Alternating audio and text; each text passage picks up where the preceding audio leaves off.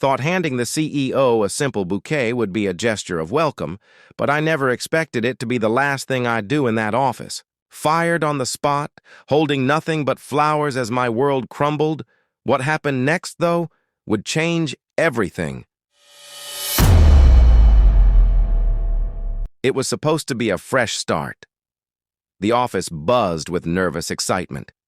Rumors swirled like coffee steam. Harvard MBA, youngest CEO in company history, a visionary, whatever that meant.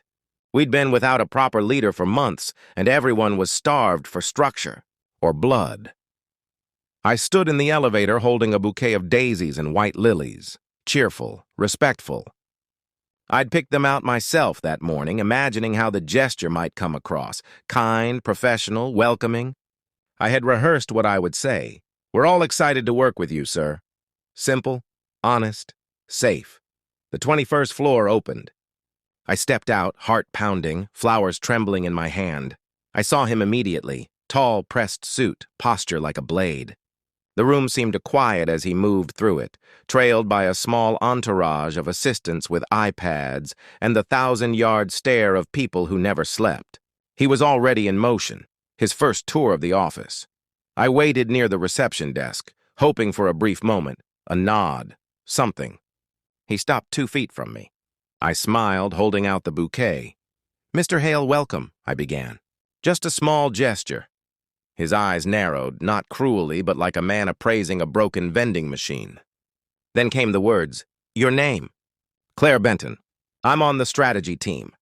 He glanced at one of his assistants, who tapped rapidly on a screen. "You're the one who greenlit the Thorn project last quarter?" I blinked.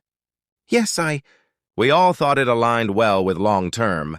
It tanked. 48% loss. Poor risk modeling. You're dismissed."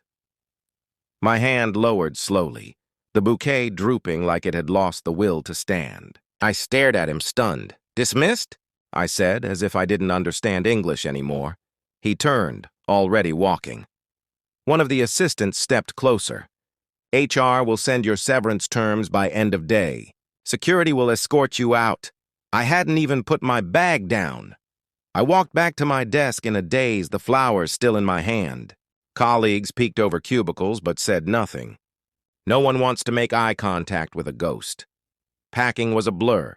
Some files, a framed photo of my sister and me at Niagara Falls, a coffee mug shaped like a cat.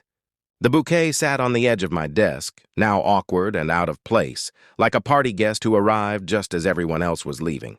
Outside, the sky was gray. Of course it was. I stood by the curb with my box, the wind tugging at my coat. The flowers quivered, as if shivering with me. A black town car pulled up. I half expected the CEO to roll down the window and throw me a final insult, but it was just a stranger. I turned my back to the street. Then something strange happened. An older woman, maybe mid-60s, in a smart beige trench coat, paused as she walked past. She looked at the bouquet in my hands, then at me. "Tough day?" I gave a soft, bitter laugh. "You could say that." She smiled gently.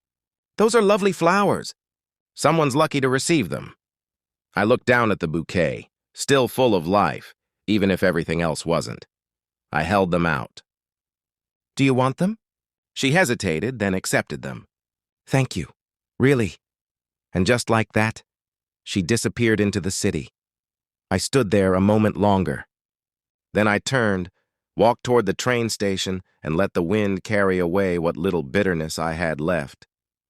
It wasn't the ending I planned, but maybe it was the beginning of something else.